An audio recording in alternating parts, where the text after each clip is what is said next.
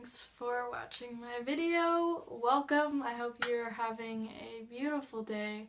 It's an amazing day here in Vancouver. It's super sunny and it's hard not to feel blessed on a day like this.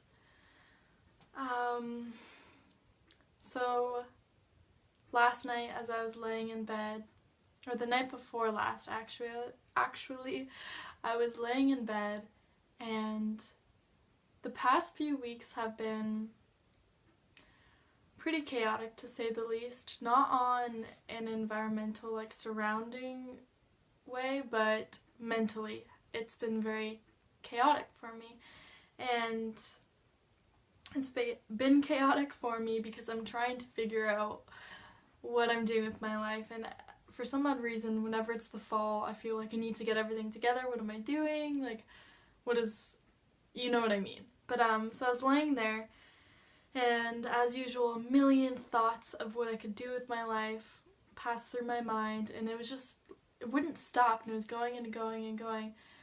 And sometimes I hit these points where I can just kind of observe my thoughts and just take a step back.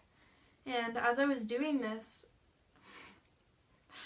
I just noticed all of the fear and how one thought would pop up and I would my emotions would eat it up really fast. And when it was either not satisfied with it or it had enough of it, it would just throw it out and then come up with a new thought of what I should do with my life.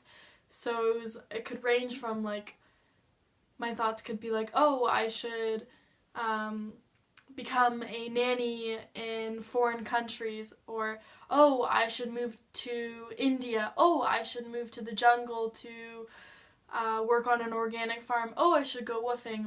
It just doesn't stop sometimes. So I asked myself in that moment, I didn't really ask myself, I observed, and then once I was in an observant state, I started to ask my soul questions. So not necessarily my rational, intellectual mind, but just my heart.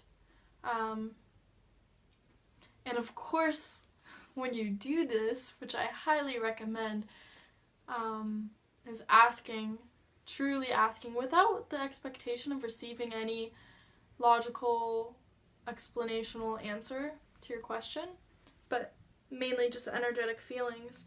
But anyways, I'd highly suggest you to do this because it not only allows you to quiet and to wait and watch your thoughts to see what your soul is going to try to project and manifest for you to be aware of, but it also allows you to, like I said,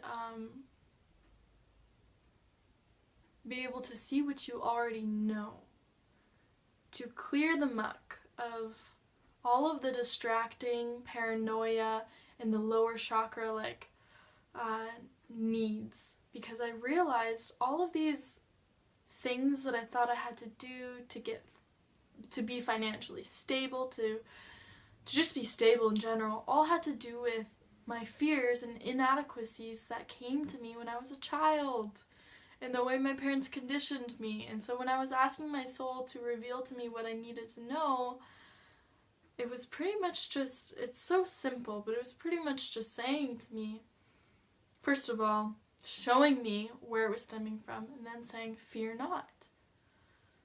Trust that you always bring yourself to exactly where you need to be.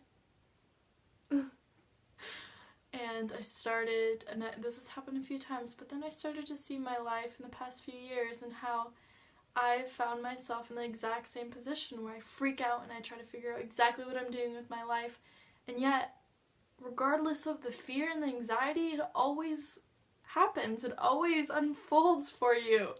That is the most important part, is to know that it's going to unfold regardless of you attaching negative emotions and fearful thoughts of the future. So, once you let go of those really stagnant types of emotions, you allow for more manifestation and more clarity in general. So you allow, when you are calm, You allow yourself to see the water's reflection. And you allow for the mud that's been shaken up to fall back to the surface so that you can, to say the least, create your vision and to be able to take steps towards that vision because you have clarity. So it's really, really important to try. I don't even like to use the word try, but I guess, you have to use words to communicate, but to try your best to just know that it'll be taken care of and calm yourself. Trust. It's so important to trust in your path, trust in the universe. So, to continue with the story that I keep on going back and forth to, I also noticed that I have such an interest, and I'm sure a lot of you guys do too, but I have such an interest in everything. In so many cultures. It's like, I talk about this all the time on my YouTube channel, but it's like, some days I'm so dedicated to, let's say, South American tradition and culture, like shamanism, like makes me feel alive and makes me feel really connected, and I feel like I have a purpose when I think of that. But then the exact opposite, or not opposite to say, but the exact like different type of culture, India, for instance, with that doesn't even include medicinal shamanism. It allows me to feel the same type of passion, and I feel like both sides of those I feel so connected to, and I could drop anything in my life in a dime to go do those things. And then I fight with myself going, well, which path? But now imagine that for like 100 different types of things. That's where I'm at all the time. It's like, do I live off the land? Do I go to the jungle by myself? Do I go take medicine? Do I go be homeless in India? And then, so I was just, like I said, I was going through all of this. And I stepped back again, the second time. And then I saw there's nothing to be done. The reason why we're so attracted to all of these cultures and all of these traditions is because you've already experienced it. You have a karmic past life attachment to these things because you've experienced it all. So the question is, what now? If I've experienced everything already, what now? And I really sat with that, and at this point I got pretty intense and felt pretty metaphysical and spiritual to me. But I kept just waiting for another vision, another thought to come, and I just asked myself, well, what's left if I've experienced it all? And that's exactly it. It's the present moment. It's to unify all of the cultures and traditions, and to know that the reason why we desire, sorry, I'm still a little sick. The reason that we desire all of these things is because we have an affiliation towards it through past lives. Because, as a lot of you guys, as my YouTubers, know and try to practice, is unity. So, I'm trying to revert this in a circle. What I'm trying to say right now is, it doesn't matter where you go. No path is higher than the other. No culture and no tradition is higher than the other. And you have to keep in mind all of these things are just an experience. All of this is just a human experience. So it's to put all of your eggs into one basket, to say, and then to proclaim that it's the only way, is negating the fact that you're already it, and you're already there, and you've already experienced it all, and so has everybody else. And we're all just on this same level trying to remember this fact, is that it doesn't matter where you are. You have arrived already. You are constantly arriving at the place you seek.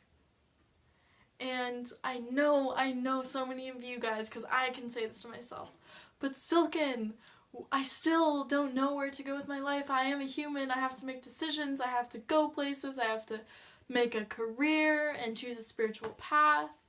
Yes, it's effortless. So the anxiety and the pain and the worry will cease to exist once you realize that wherever you find yourself is exactly where you need to be. Whether you're on the streets and you're homeless, whether you're in a jungle, whether you're with a tribe, whether you're making art, whether you're a businessman, it doesn't matter what you do. What matters is that you constantly bring yourself back. Your practice constantly brings you back to awareness and mindfulness.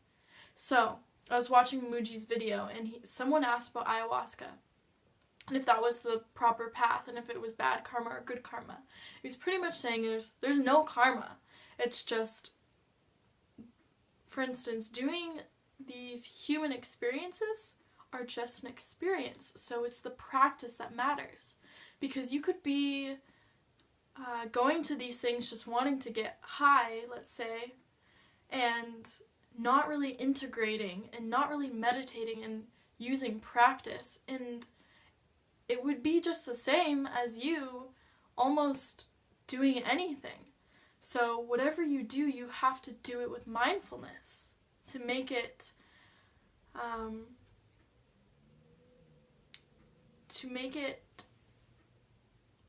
more readily able to calm yourself and to remember your unified state. So, again, the purpose of this video is to say you are exactly where you need to be. And whatever you do, you can have a normal job, you can have a family, you could be a Buddhist monk, you could do any of that. And you will keep progressing as long as you incorporate your practices within yourself. Don't always externalize everything. You can go to Peru and take ayahuasca. You can go to India and meet your guru. You can do whatever you want. But as long as you can see that that's external and that's just a reflection of yourself, as long as you're mindful of that, then you are continuing your practice. But the minute you see it as your saving grace, you see it as the only way to ascend, to be enlightened, then you're stuck. It's another trap. Any practice is a trap. Anything can be turned into an egotistical trap. So be mindful and be aware. Even meditation can become a trap sometimes. I hope you guys enjoyed this video and this made a little bit of sense. It might be a little scatterbrained, but it's the best I could do. So thank you for watching. I hope you have a good day.